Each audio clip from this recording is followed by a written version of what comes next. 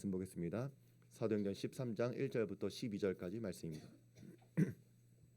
안디옥 교회에 선지자들과 교사들이 있으니 곧 바나바와 니게르라 하는 시므온과 구레네 사람 루기오와 분봉왕 헤롯의 젖동생 마나엔과 및 사울이라.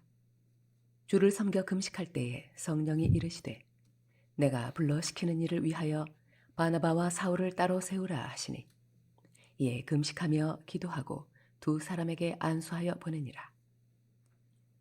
두 사람이 성령의 보내심을 받아 실루기아에 내려가 거기서 배 타고 구브로에 가서 살라미에 이르러 하나님의 말씀을 유대인의 여러 회당에서 전할세 요한을 수행원으로 두었더라. 온 섬 가운데로 지나서 바보에 이르러 바에수라 하는 유대인 거짓 선지자인 마술사를 만나니 그가 총독 서기오 바울과 함께 있으니 서기오 바울은 지혜 있는 사람이라. 바나바와 사울을 불러 하나님의 말씀을 듣고자 하더라. 이 마술사 엘루마는 이 이름을 번역하면 마술사라. 그들을 대적하여 총독으로 믿지 못하게 힘쓰니 바울이라고 하는 사울이 성령이 충만하여 그를 주목하고 이르되 모든 거짓과 악행이 가득한 자요 마귀의 자식이요 모든 의의 원수여 주의 바른 길을 굽게 하기를 그치지 아니하겠느냐. 보라, 이제 주의 손이 내 위에 있으니 내가 맹인이 되어 얼마 동안 해를 보지 못하리라 하니 즉시 안개와 어둠이 그를 덮어 인도할 사람을 두루 구하는지라. 이에 총독이 그렇게 된 것을 보고 믿으며 주의 가르치심을 놀랍게 여기니라. 아멘. 다들 이런 경험들이 있을 것 같습니다. 이거는 하나님이 원하시는 것 같다. 이 일은 하나님의 확실한 뜻인 것 같다. 확신이 생기고 또 마음이 뜨겁고 그렇게 기도하면서 방향을 잡을 때가 다들 한 번쯤은 있었을 겁니다. 근데 막힐 때가 있죠.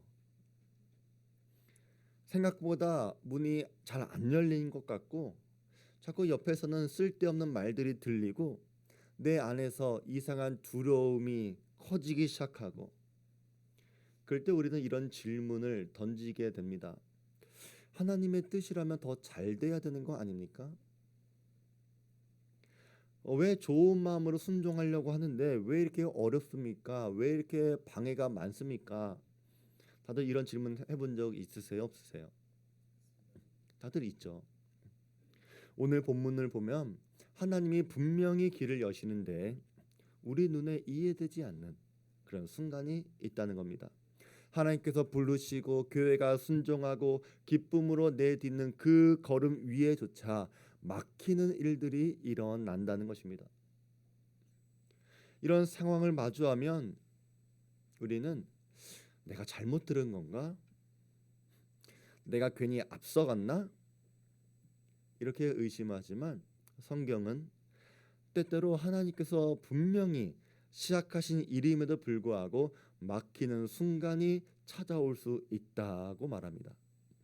그렇다면 그 막힘의 정체가 뭘까? 하나님의 뜻이 아닌 것까? 아니면 그 막힘은 실패인가? 아니면 과정인가? 오늘 본문은 이 질문에 대한 통찰을 주는 본문이기도 합니다. 오늘 말씀을 통해 하나님이 하시는 일에도 불구하고 왜 막히는 일들이 생기는지, 그리고 그 막힘 속에서 하나님은 무엇을 하시는지 하나님의 뜻을 구하려고 합니다. 누가는 이렇게 기록합니다. 안디옥 교회의 선지자들과 교사들이 있으니 곧 바나바와 니게르라 하는 시므온과 구레네 사람 루기오와 분봉왕 헤롯의 젖동생 마나엔과 및 사울이라. 여기 기록된 사람들의 이름은 그냥 지도자 명단이 아닙니다. 누가는 지금 안디옥 교회가 어떤 공기, 어떤 분위기, 어떤 중심을 가졌는지 그 공동체의 모습을 보여주는 기록입니다. 여기 나오는 바나바, 시므온, 루기오, 마나엔, 사울, 이 이름들은 사실 걸어온 길이 다 다르고 말투도 다르고 피부색도 다르고 성장 배경도 다른 사람들입니다.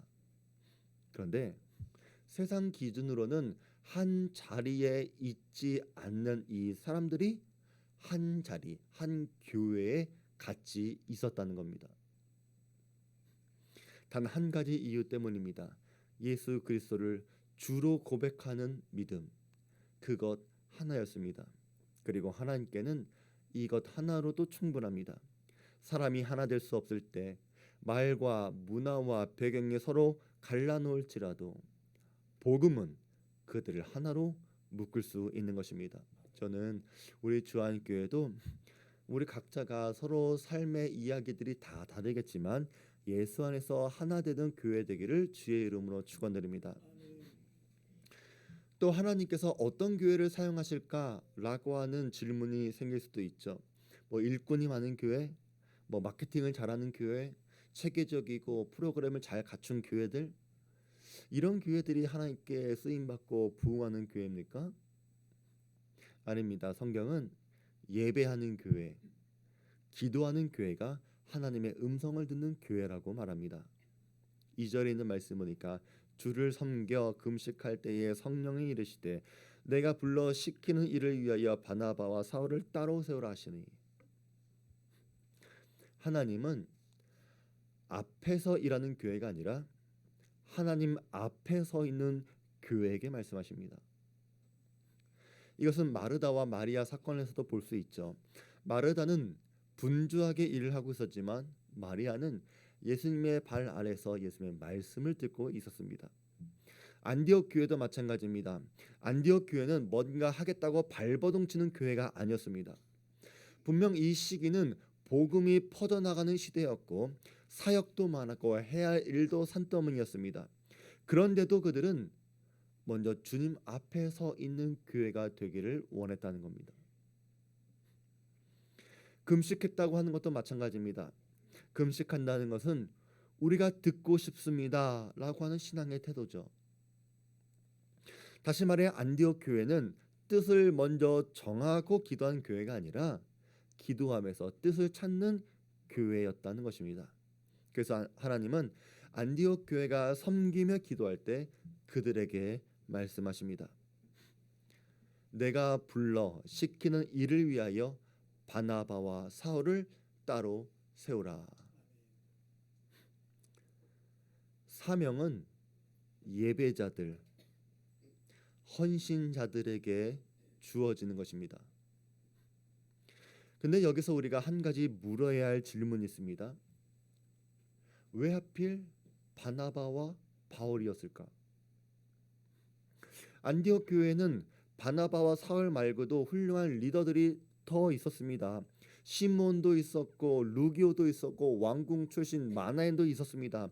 이 사람들이 갖고 있는 문화적인 다양성은 바나바와 사울 못지않았고 특히 마나엔은 정치, 권력, 학문적인 배경도 갖고 있었던 사람이었습니다. 게다가 사울은 안디옥 교회에 합류한 지 불과 1년밖에 되지 않았습니다.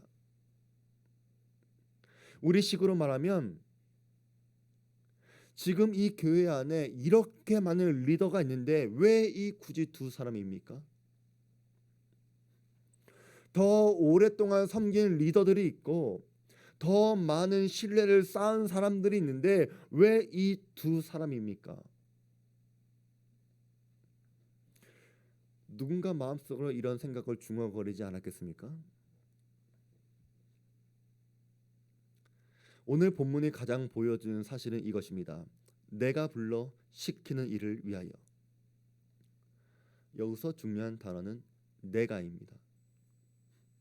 선교의 시작도, 사람의 선택도, 사역의 방향도 사람의 판단에서 시작되는 것이 아니라 하나님이 먼저 움직이는 것에서부터 출발하는 것입니다.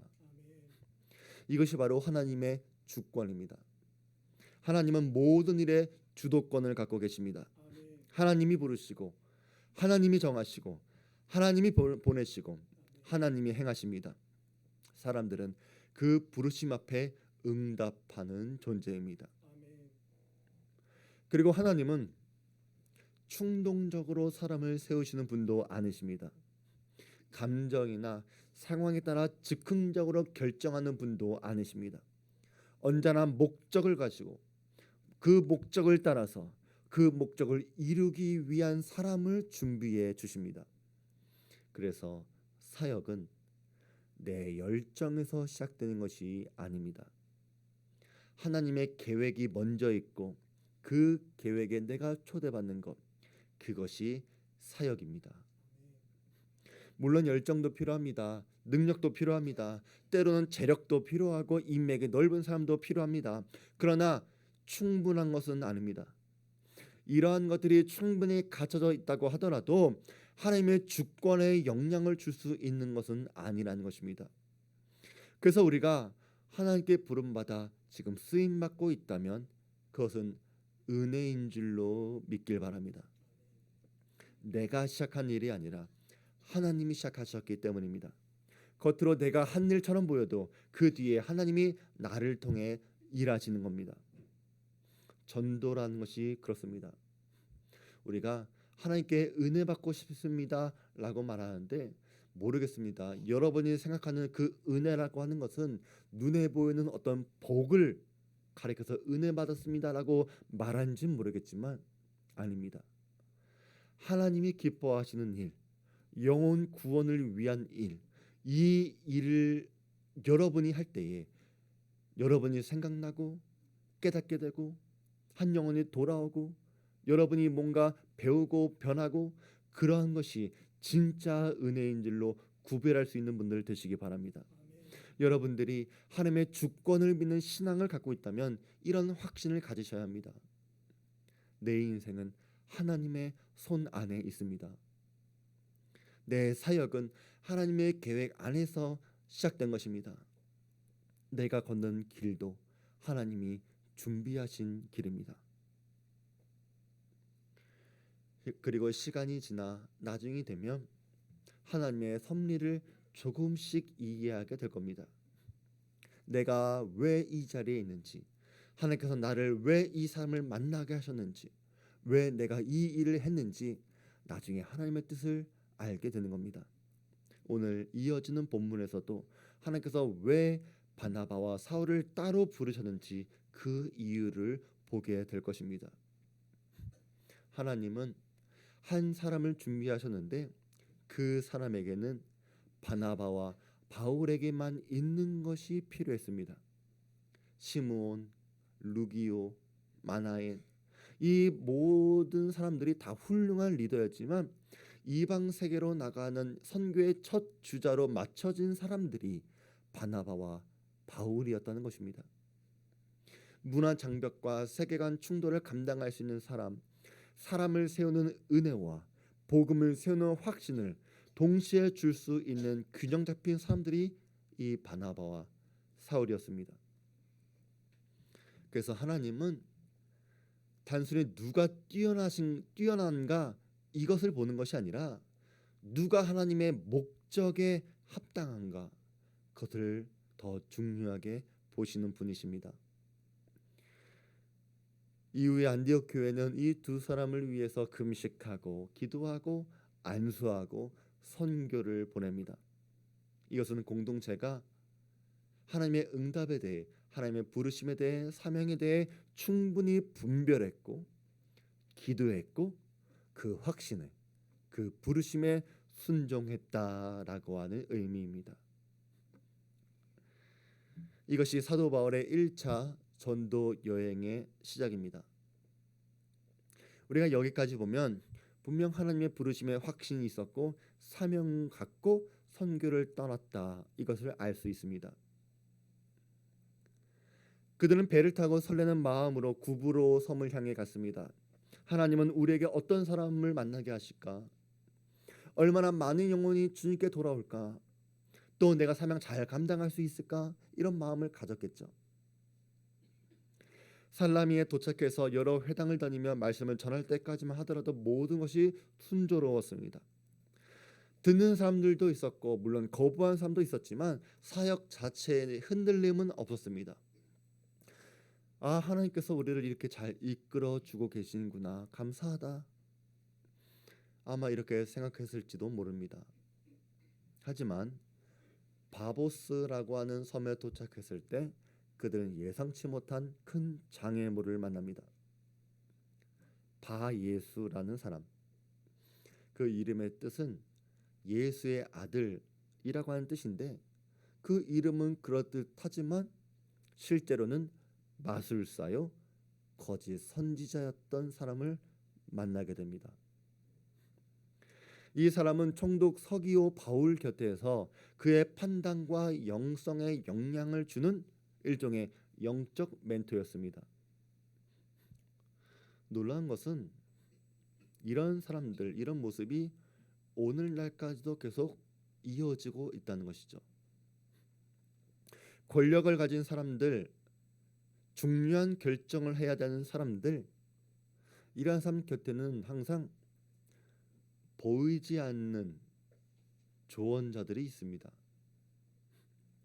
어떤 사람은 참모처럼 진짜 지혜, 진짜 정보를 주는 사람이 있는가 하면, 어떤 사람은 자기의 영향력을 키우기 위해서 정보들을 왜곡하거나 잘못된 판단을 서게 하는 그런 말을 하는 사람들이 있다는 겁니다. 영적인 것도 마찬가지입니다. 왜냐하면 권력이 있는 사람들은 늘 궁금해합니다. 내가 가는 지금 이 길이 맞을까?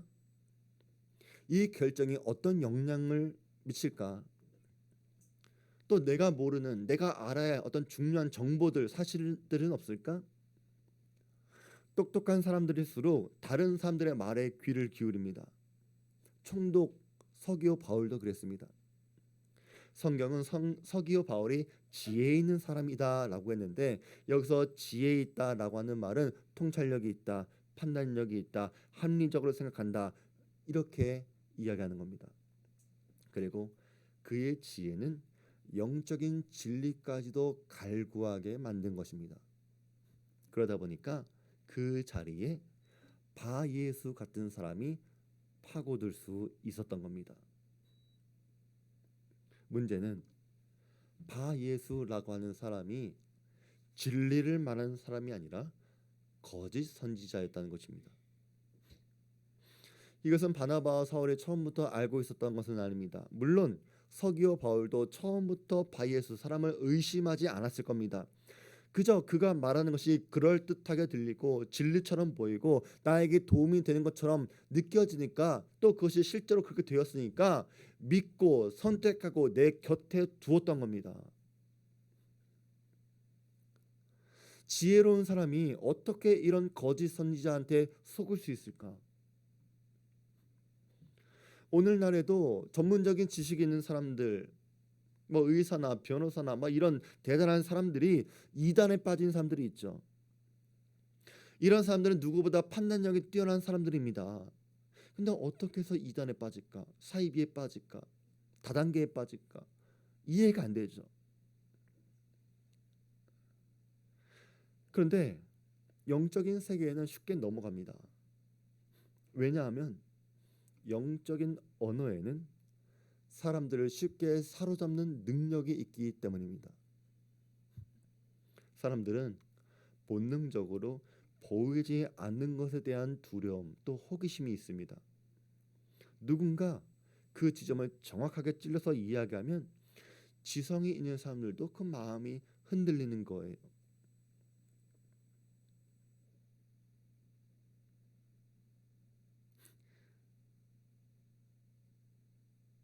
우리 이희순 집사님, 뭐 고민 있으시죠?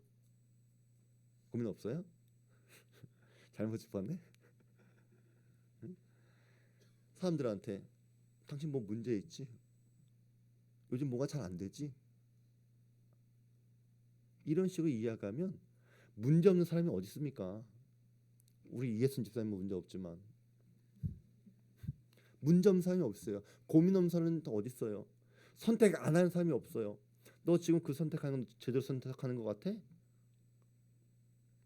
이런 식으로 말하니까 듣는 사람들은 아차 싶은 거예요. 혹하는 거예요. 저 사람이 뭔가 알고 있나?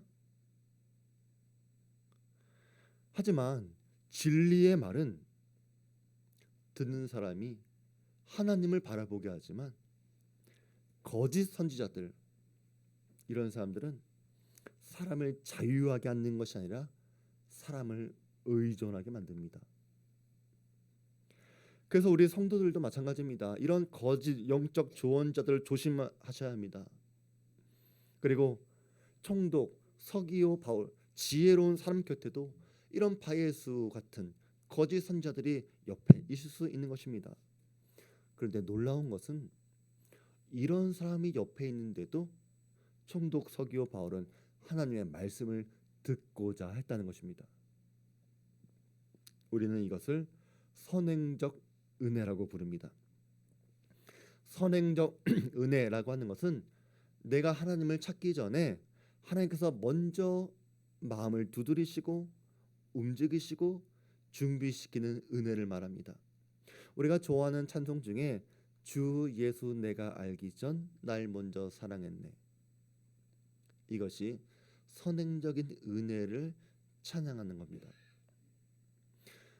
분명 겉으로 볼 때는 바예수 같은 사람이 서기오 바울의 눈을 가리고 있고 귀를 막고 있고 판단을 지배하고 영혼의 영향을 주고 있는 것처럼 보여지지만 하나님은 사람이 막는다고 막히시는 분이 아니십니다. 하나님은 더 깊은 곳, 총독 마음속 어딘가에 하나님 말씀을 향한 깊은 갈망을 그에게 심어 두신 것입니다. 이것이 은혜입니다. 우리도 나에게 일어난 선행적 은혜에 감사하고 기뻐할 수 있는 분들 되시기 바랍니다. 내가 하나님을 찾으려는 마음이 없었는데 하나님은 나의 상황과 조건과 마음과 환경을 통해서 나를 하나님의 말씀을 듣게 하셨다면 그것이 여러분에게 베푸신 하나님의 은혜입니다. 그리고 이것은 우리가 누군가에게 복음을 전할 때도 동일합니다. 우리가 눈으로 볼 때는 저 사람이 거부하는 것 같고 절대로 구원받지 못할 사람처럼 보이고 내가 답변할 수 없는 말들로 막아선다고 하더라도 하나님께서는 그들의 마음을 움직이시고 그들의 마음을 두드리는 사람들이 있습니다. 우리가 그것을 볼 수 있다면 어떤 영혼이어도 하나님 앞에 돌아오는 영혼이 될 것입니다. 그럼에도 불구하고 항상 바예수 같은 사람이 있다는 것을 기억하시기 바랍니다. 누가는 말합니다. 이 마술사 엘루마는 그들을 대적하여 총독으로 믿지 못하게 힘쓰니. 여기서 힘썼다의 헬라어의 의미는 비틀다, 뒤섞다, 왜곡하다 이런 뜻이에요. 그러니까 정면으로 대놓고 반대하는 것은 아닌데 살짝 틀어놓는 것입니다. 약간의 의심을 갖게 만들고 두려움을 갖게 만들고 현실론만 꺼내도 사람들은 믿기 어렵습니다. 너 지금 교회 나갈 때야? 밥할 때지? 너 지금 교회 나갈 때야? 일할 때지? 너 어저께 수고 많이 했잖아. 너 어저께 일 많이 했잖아. 오늘은 좀 쉬어. 친구들 만나야지. 크리스마스가 이브가 수요일인데 수요 예배 드리는 것보다 그래도 이브인데 친구들 만나야죠. 놀아야죠. 이렇게 생각하는 우리 청년 학생들이 있지 않을까요? 그런 것이 다 바예수 같은 존재들이 다 있다는 거예요. 아마 바예수도 바나바와 사울이 말하는 복음보다 자기가 믿고 있는 신앙, 자기의 지위와 영향력을 잃어버리지 않기 위해서 온갖 수단을 동원해가지고 총독이 제대로 된 복음을 듣지 못하게 하려고 방해했습니다. 그러나 여러분들이 이런 일이 일어나더라도 이상하게 생각하지 마시기 바랍니다. 아까 제가 처음에 말씀드렸던 하나님의 일인데 왜 방해가 생기지? 하나님의 일인데 왜 지체가 되지? 왜 길이 보이지 않지? 이런 질문도 똑같은 질문입니다. 복음이 들어가면 생명이 일어나기 때문입니다. 하나님이 일하시면 마귀가 멸하기 때문에 마귀는 온갖 방해를 할 수밖에 없는 것입니다. 그렇다고 해서 하나님의 일이 이루어지지 않느냐? 그렇지 않습니다. 하나님이 일하시면 누구도 막을 수 없습니다. 그것이 하나님의 사랑이기 때문입니다. 그러나 이 모든 일에 우리를 사랑하시는 이로 말미암아 우리가 넉넉히 이기느니라 내가 확신하노니 사망이나 생명이나 천사들이나 권세자들이나 현재일이나 장래일이나 능력이나 높음이나 깊음이나 다른 어떤 피조물이라도 우리를 우리 주 그리스도 예수 안에 있는 하나님의 사랑에서 끊을 수 없으리라. 하나님의 일하심 속에서 바예수 같은 장애물이 만난다고 하더라도 하나님께서 어떻게 일을 만들어 가시는지를 볼 수 있는 분들 되시기 바랍니다. 9절에 있는 말씀 보니까 바울이라고 하는 사울이 성령에 충만하여 그를 주목하고, 이제 여기서부터 사울이라고 하는 이름이 바울이라고 하는 이름으로 바뀝니다. 여기서 중요한 말은 성령이 충만하여라고 하는 말입니다. 바울이 처음 바예수라고 하는 사람을 만났을 때 이 사람이 어떤 사람인지는 잘 몰랐을 겁니다. 하지만 성령이 충만해지니까 하나님이 그의 시야를 열어주셨고 바예수의 속을 꿰뚫어 보게 하셨습니다. 바울은 그를 주목했습니다. 본질을 보는 것처럼 똑바로 응시했습니다. 그리고 이렇게 말합니다. 이르되 모든 거짓과 악행이 가득한 자요 마귀의 자식이요 모든 의의 원수요 주의 바른 길을 굽게 하기를 그치지 아니하겠느냐. 성령에 충만해지자 그의 정체가 드러났습니다. 바예수는 영적인 언어를 쓰고 하나님의 이름을 말했지만 그 중심에는 거짓과 악함이 가득했습니다. 마귀의 자식이라고 하는 말은 단순한 욕이 아닙니다. 영적인 소속을 말하는 겁니다. 이 사람이 섬기는 대상이 무엇인가? 그가 따르는 것은 무엇인가? 그의 행동을 통해 드러나는 영적인 출처는 어디인가? 이것에 대한 결론이 마귀로부터 나왔다는 겁니다. 모든 의의 원수여라고 하는 말도 단순히 다른 의견을 말하는 사람이 아닙니다. 하나님의 뜻, 하나님의 의를 대적하는 말을 하는 사람들입니다. 단순히 반대하는 사람, 반대론자를 말하는 것이 아닙니다. 하나님의 뜻, 하나님의 일하심의 그 자체, 복음이 지나가는 길을 의도적으로 막은 사람들이 있습니다. 베드로도 그랬습니다. 예수님께서 십자가를 향해 가야 하실 때 베드로는 그리 마옵소서라고 막았었습니다. 베드로가 예수님을 사랑하지 않아서 그랬겠습니까? 아닙니다. 예수님을 사랑하는 마음이 누구보다 컸을 겁니다. 그러나 사탄은 베드로가 예수님을 사랑하는 마음을 이용해서까지 십자가로 가는 길을 막아섰던 것입니다. 예수님은 베드로의 말 뒤에 숨어있는 영적인 힘의 방향을 보셨습니다. 십자가로 가는 그 길을 방해하는 목소리의 뿌리가 어디인지 보신 것입니다. 그래서 사탄아 내 뒤로 물러가라 말씀하신 것입니다. 오늘 교회 안에서도 마찬가지입니다.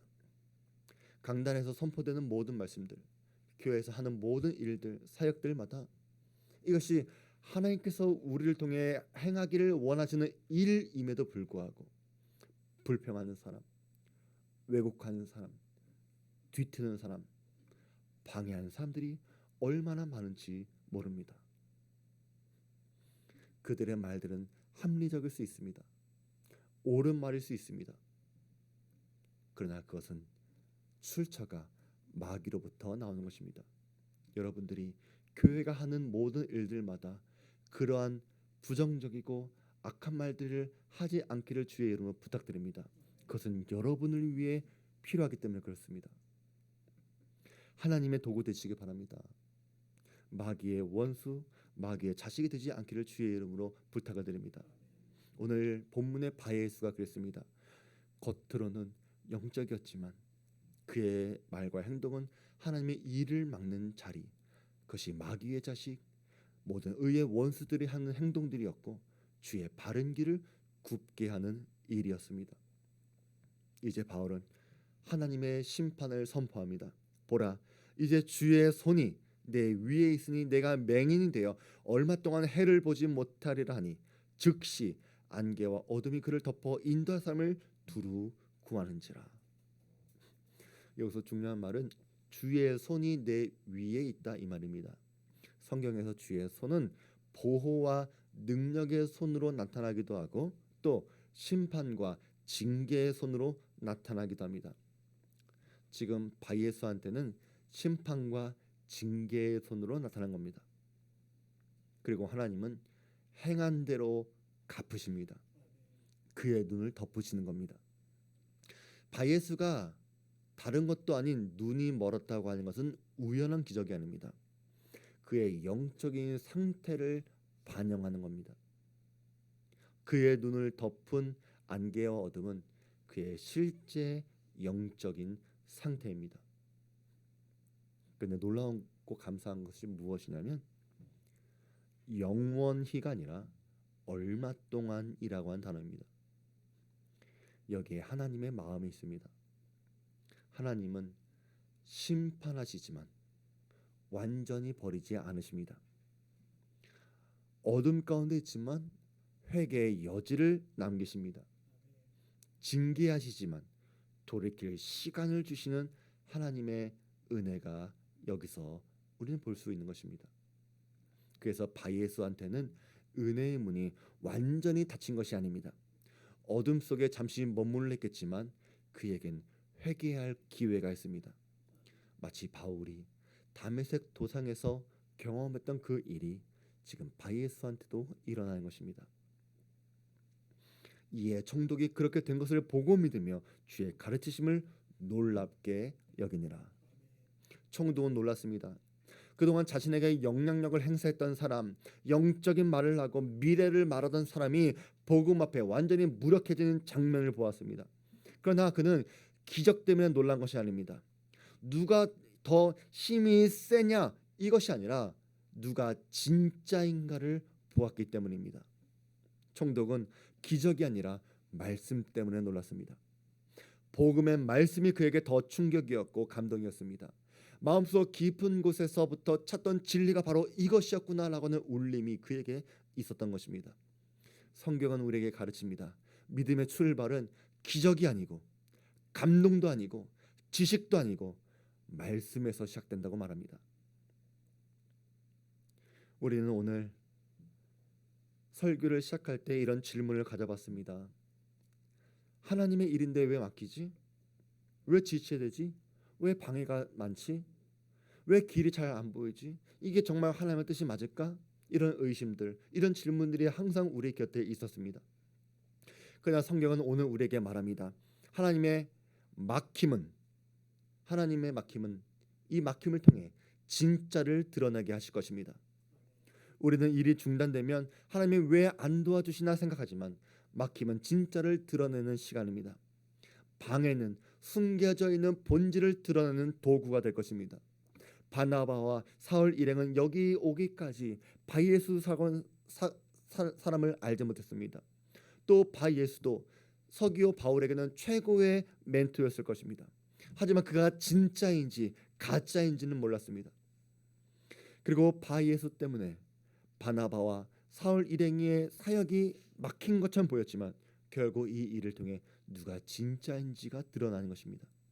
그러니까 여러분의 삶에도 하나님의 일이라고 확신하는 일임에도 불구하고 뭔가 잘 되지 않는다면 하나님은 그 막힘을 통해 누가 하나님이신지를, 누가 진짜인지를 보여주는 사인으로 받아들이시길 바랍니다.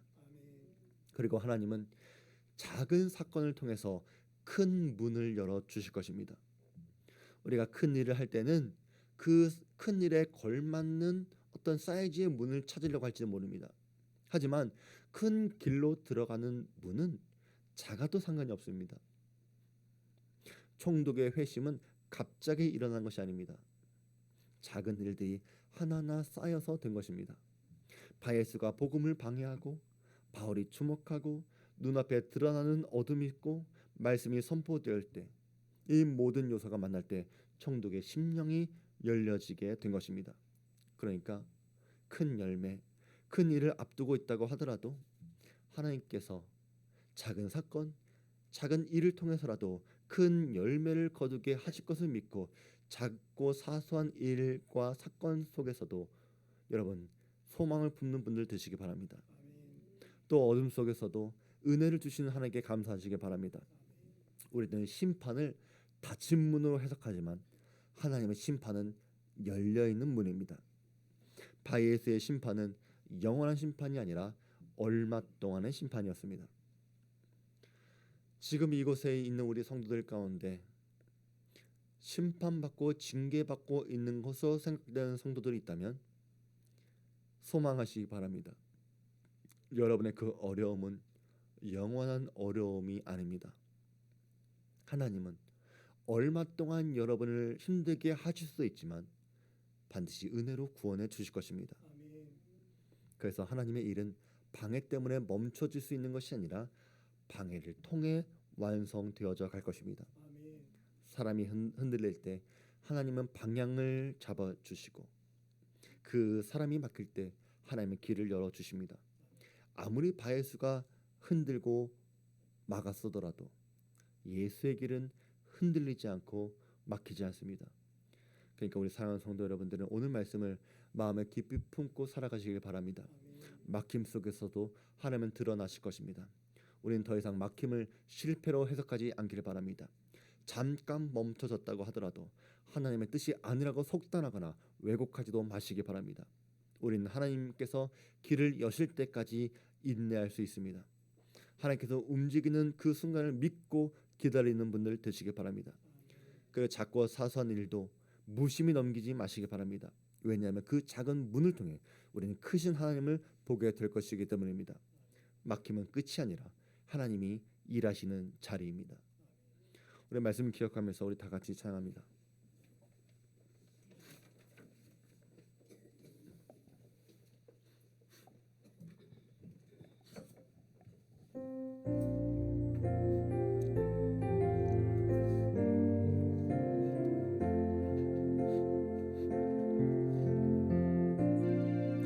모든 상황 속에서 주를 찬양할지라 주는 너의 큰 상급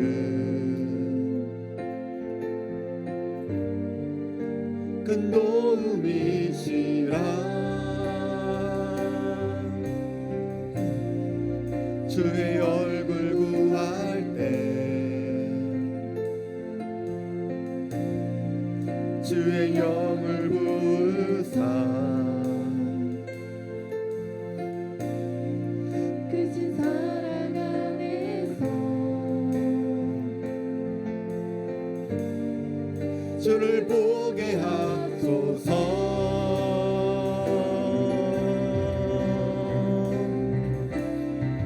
내 영혼이 확정되고 확정되어 싸우니 믿음의 눈으로 주를 바라봅니다. 내 영혼이 확정되고 확정되어 싸우니 믿음의 눈으로 주를 바라봅니다. 내 영혼이 확정되고 확정되어 싸우니 내 영혼이 확정되고 확정되어 싸우니 믿음의 눈들어 주를 바라봅니다. 내 영혼이 확정되고 확정되어 싸우니 믿음의 눈들어 주를 바라보 주를 찬양할 때 주를 찬양할 때 주의 나라 이미 임했네. 그 영원한 나라 보게 하소서. 영원히 확정되고 확정되어 싸우니 믿음의 눈들어 주를 바라봅니다.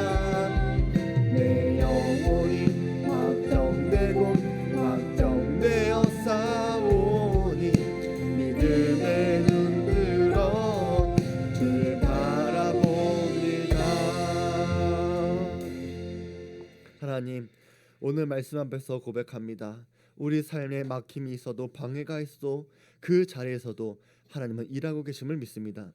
그래서 모든 상황 속에서 주를 찬양하는 성도들 되게 하여 주시옵소서. 길이 보이지 않을 때, 속도가 나지 않을 때 우리를 부르시고 붙드시는 주님의 손을 바라봅니다. 주님, 오늘 우리의 영혼이 확정되었음을 감사합니다. 내 영혼이 확정되고 확정되어 싸우니 믿음의 눈을 들어 주를 바라보는 성도들 되기 원합니다. 바울에게 눈을 열어 바이에스의 본질을 보게 하셨듯 우리의 시야도 성령으로 밝혀 주셔서 거짓과 진짜, 방해와 하나님의 일을 분별하는 성도를 되게 하여 주시옵소서. 막힘 속에서도 주님의 나라가 이미 임했음을 보게 하시고 작은 문을 통해 큰 일을 이루시는 하나님을 신뢰하게 하여 주시옵소서. 오늘도 우리의 상황이 아니라 주의 얼굴을 구하는 자들에게 주의 영을 부어 주시옵소서. 그리하여 모든 순간순간마다 주님을 바라보고 걸어가게 하여 주시옵소서. 이제는 우리 구주 예수 그리스도의 은혜와 지극히 크신 하나님의 사랑하심과 성령 하나님의 감동, 감화, 내주 위로 교통하심의 은혜가 막힘 속에서도 실망하지 않고 하나님의 일하심을 발견하며 소망을 찾기로 결단한 우리 사는 모든 주안교회의 성도들 위에와 저들의 가정과 직장과 사업 위에 지금부터 영원히 함께 있을지어다. 아멘.